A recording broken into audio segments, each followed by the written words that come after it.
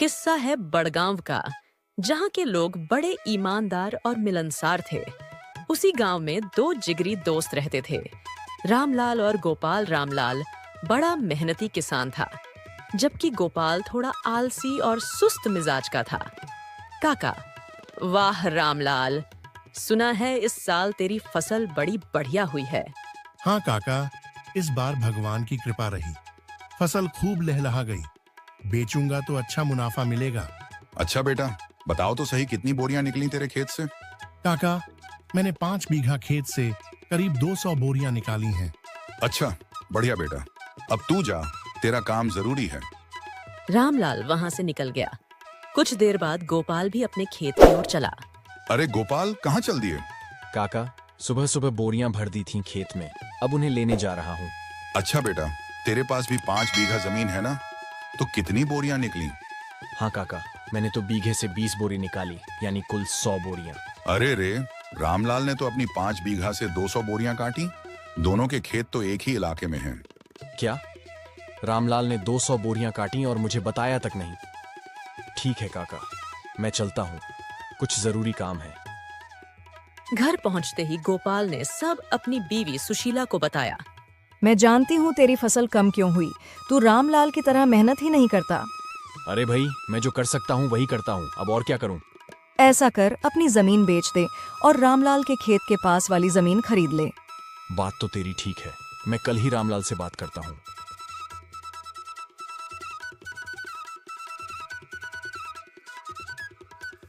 अगले दिन गोपाल रामलाल के पास गया। रामलाल, कैसे हो भाई गोपाल? सब कुशल मंगल। भाई, सोच रहा था अपनी जमीन बेचकर तेरे खेत के पास वाली 5 बीघा जमीन खरीद लूं। वाह, बढ़िया बात है भाई। पर एक बात है, अगर तुझे ऐतराज ना हो तो दोनों मिलकर खेती करें। क्यों नहीं, बढ़िया रहेगा। चल फिर चलें जग्गू सेठ के पास, जमीन उन्हीं की है। दोनों सेठ जी के घर पहुंचे। गोपाल, नमस्ते सेठ जी, मैं रामलाल के खेत के पास वाली 5 बीघा जमीन खरीदना चाहता हूँ। खरीद लो बेटा, पर पैसे लाए हो? मैं अपनी जमीन बेचकर वो जमीन लूंगा। चलो ठीक है, पर साथ में 5,000 रुपये और देने होंगे। क्या बात कर रहे हो सेठ जी? जमीन की कीमत जगह पर निर्भर करती है बेटा। खरीदनी है तो 5,000 दो।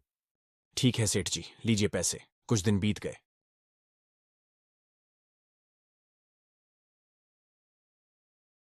सुन गोपाल, कल से खेत की जुताई करनी है, सुबह तैयार रहना।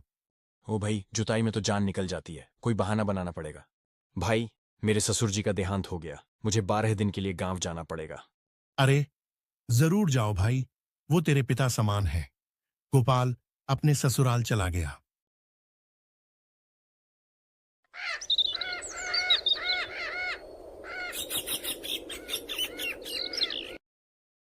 क्या हुआ जी? कुछ चिंता है क्या? गोपाल गया है, खेतों में बहुत काम है। चिंता मत करो, मैं भी साथ चलूंगी काम में हाथ बंटाने।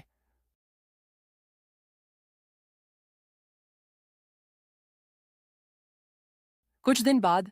रमलाल, गोपाल, बारिश शुरू हो गई है, पानी का निकास बनाना होगा। भाई, आज बीवी को शहर ले जाना है डॉक्टर के पास। ठीक है भाई, तू जा, मैं सब संभाल लूंगा। रात को जब खेत में काम होता है, तभी तुम्हारा दोस्त कोई ना कोई बहाना बना लेता है।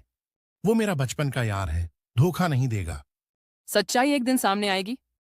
फसल तैयार हुई। चल रामलाल, आज फसल काट लेते हैं, शाम को साली की शादी में जाना है। ठीक है भाई, चलो काम निपटा लें। दोनों ने फसल काटी और बोरियां भर दी। अब देर हो गई, मैं शादी में जा रहा हूँ। तू बोरे घर ले जा, कल बाजार चलेंगे। तू चिंता मत कर, मैं सब कर लूंगा रात को। फसल घर क्यों लाई? बाजार में क्यों नहीं बेची? रामलाल शादी में गया है, कल साथ चलेंगे बेचने। मेरे पास एक तरकीब है। बोरे छिपा देते हैं और कह देंगे कोई चुरा ले गया। चल ऐसा ही करते हैं। अगले दिन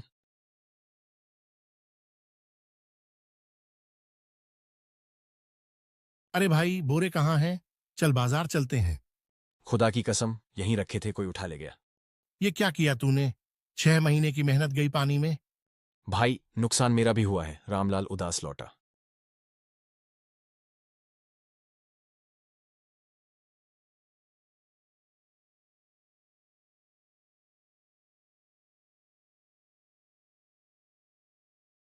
क्या हुआ जी? सब बताया। मेहनत का फल भगवान जरूर देता है।